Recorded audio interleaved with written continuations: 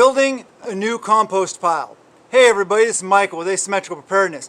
That's what I'm doing on this video. I'm going to show you how I'm going about building my compost pile with these materials. This is old panel from metal roofing that I had sitting behind my shed. These are chain link fence posts. Two of them I already have in. These are the other two. What else do you need? You need a mini Thor, aka sledgehammer. I will need wire cutters, and I use this to cut the bushes around the area also.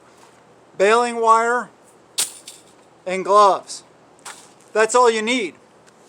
So, we'll move on.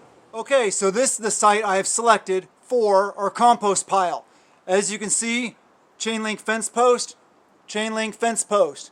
This is an old OSB board that I don't care. I know it's gonna rot. It's not creating a waterproof barrier or anything like that. It's just, I had it and I know it'll compost, it'll rot away, so I put it there. I also have a bunch of other stuff I'm gonna add to it, but I'll show you that in the next step. Okay, so while cleaning up behind my house and everything like that, we swept up, raked up a bunch of this stuff. Old wood, moss, you know, rotting material. This is just rotting material. So we collected up in the wheelbarrow, so that will go in first. Okay, this part I will drive this fence post. This, I put a cinder block on the ground to stand on, and all you do is you just hit it into the ground.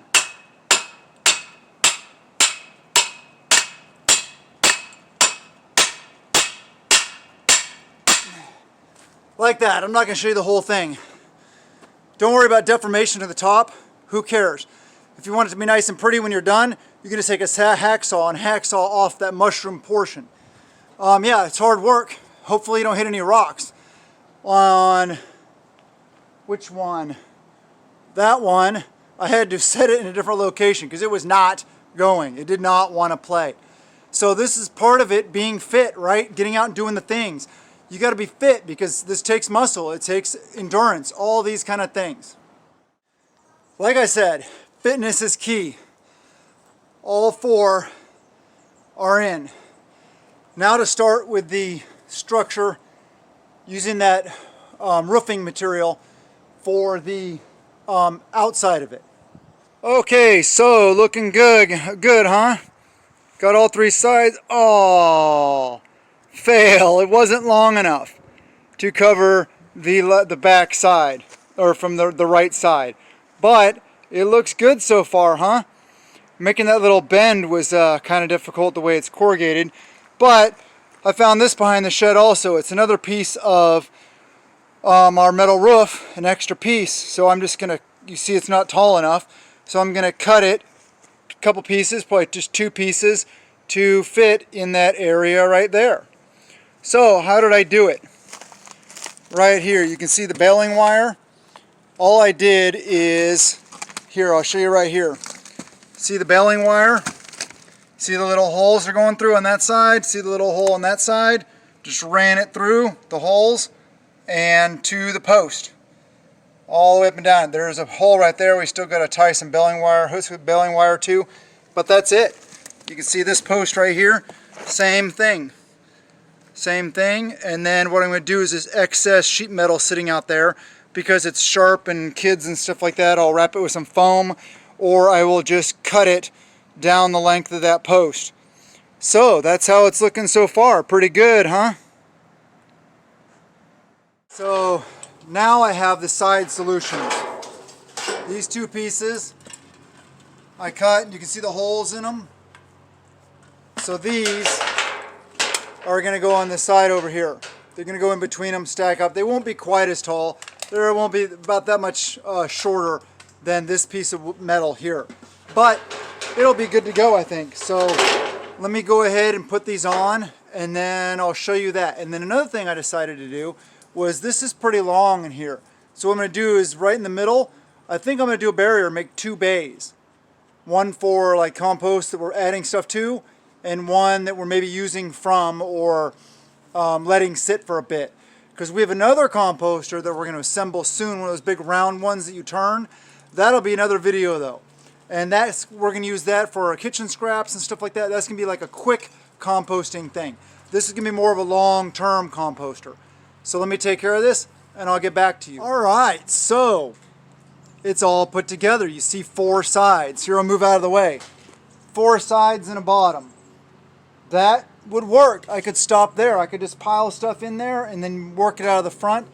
Or what I could do is put a splitter in the middle, like I talked about. And you can also put boards across the front. As you build it up, you can keep adding boards up the front to gain height to hold it in. Then whenever you want to get some out, you can remove those boards as you go. I'm going to figure out something probably to do that. But for now, it's all put together right now. So what I'm going to start doing is adding in some of this compost.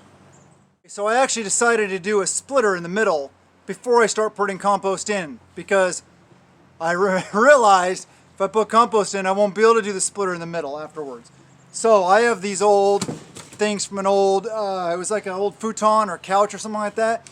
I'm going to stack them on top of each other, tall, use boards to connect them, and boards across here to fill in the gaps, obviously, so the compost won't pour from one pile to the other. So I'm going to go ahead and do that, and then I'm going to put them in, baling wire it to the back, and then I don't think I'm going to do anything to the front. I may run another one of these fence posts along the very front here, across the front, to hold them to it and to tie it all together so it's nice and structurally strong. But we'll see. I'll get back to you. Okay, so to tie these 2 pieces together, I will show you what I'm going to do. This is what I call a little bit of redneck ingenuity. Piece of pallet wood. I'm just going to set it on here, and I'm going to screw it into here.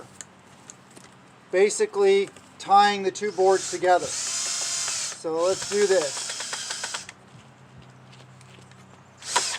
Whoop.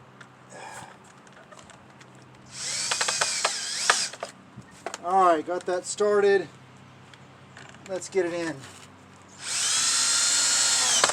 There we go. So that's basically what I'm going to do. I'm just going to put 2 or 4 nails on the top section, 2 to 4 nails in the bottom section. Use this piece of wood I got. It's just left over some old furniture we broke up. This is why we save stuff, right? As preppers, save your stuff so you have stuff laying around like this. And this is going to attach that side. And then I'll show you how we're going to go from there. Here's another example of having stuff laying around. This piece here came off of that old wood futon that I'm using for the splitter pieces. And look at it. Perfect length across the front. Perfect. I couldn't have asked for better. So I'll talk about this stuff in a minute, how we're going to fill these holes. But another thing of note is if you're thinking, oh yeah, this is easy for somebody to do with all the experience that Michael has. I'll tell you how much experience I have in construction, home building, anything of the sort. Exactly 0. I have 0 experience. I'm good MacGyver. I'm good at redneck fixing things. I'm not good at making them pretty.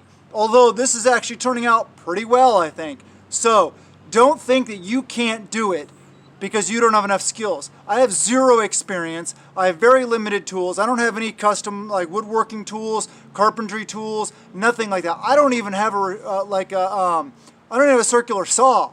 I do everything with a hand saw, and I do have an electric drill, but I do everything with a hand saw and a hacksaw and cutters. That's pretty much it. So you can do things like this. Keep old stuff sitting around. Throw it behind the house, in the shed, whatever. Keep it. Okay, so I figured out how I'm going to fill the gaps on this splitter between the 2. I am going to use some of that corrugated plastic. So I'm just putting it down here, and all I'm doing is I'm going through and I'm stapling it to the middle piece. That's all I'm doing.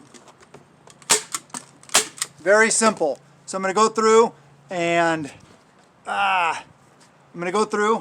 staple that all on. Then the center section will be done. Then I'll put it in. Okay, so putting in this splitter in the middle, I ended up with a little bit of strength issues as far as how sturdy it was. So what I ended up doing, I tried putting one post in, baling wiring this to that post, Same with back here, baling wiring this through the sheet metal. But what happened is it wasn't very sturdy. So what I did is I took another one of these posts, ran it between the wires, which had slack in them, which is why it wasn't so sturdy, and then drove it into the ground. Same with up here, I added another post through the baling wire here and through the baling wire here. Push it out in front of this board here, which was pretty difficult, but and then rammed it home. Now this thing's freaking sturdy, rock solid. Redneck ingenuity at its finest. Okay, so now that we're basically done, we decided to use the left bay first. So I went ahead, that compost or the stuff I showed you in the wheelbarrow, all the old, bark and stuff like that, wood, just pieces of wood and rotting stuff that we swept up from around the yard. I threw that down first, and then I'm going to take my trash can composter, and we're going to dump it in here after we put the front on. So I'll show you the front. Here we go as it slides across. That's the front. And yes, I did have to use some of that corrugated plastic for it, but whatever. And then basically what I'm going to do is the ends have these little tops here. So I'm going to use baling wire to baling wire it to the ends. And then all I have to do is like slip the loop off, slip the loop off of here, slip the loop off of there, fold it down or pull it out of the way to get the compost out, or to turn the compost, or to do the things. Okay, next step. Went and got the compost from the compost trash can, and that's all of it. And I could tell by looking at it, it definitely needed to be turned more. We weren't doing it right. So this is a good thing, because this helps us turn it. We're going to mix it in here, turn it really well, and then we'll get to composting. So I'm just going to toss this stuff in here right now. You can see, some of it has made some good soil. Cardboard and stuff like that obviously isn't broken up enough. Some of this stuff needs to be broken up a little bit more. But yeah, some of the apples are still whole. But that's, that is what it is. It's compost, and it takes a little while to do it. So we'll just get a bunch of this good stuff and toss it all in here. And actually what I'm going to do is I'm going to throw the front on right now, and then I'm going to throw the rest of this in there, and then I'll show you how it's looking. So here we have the final project. All done. The front, we got it secured via ropes that I can just loop off when I want to open it. This side's a little more secure, so it's kind of like a swing gate right now. The bottom's not really secure. I may throw something around like that, but it seems like it's going to be pretty solid. And you can see down inside, there's the first bay that's empty right now. There's a second bay with all of our good compost in it. So we're going to start building a bunch of good soil. But anyway, I think it turned out pretty cool. I'm pretty happy with it. That's a piece of redneck engineering right there. So yeah, I think it looks pretty sweet, and it's pretty solid, which is what I like. Even that centerpiece, you get a good picture of that centerpiece there, made out of those old pieces of futon, hooked together with the boards, tied together those boards on the side, some of that corrugated sheet plastic there, and along here. So the only thing I want to do is I'm going to poke a bunch of holes in the sides, the back, those sides, and the front to help aerate it so that air will circulate better through it, so I'll get really good quality compost and it won't just rot. It'll compost really well.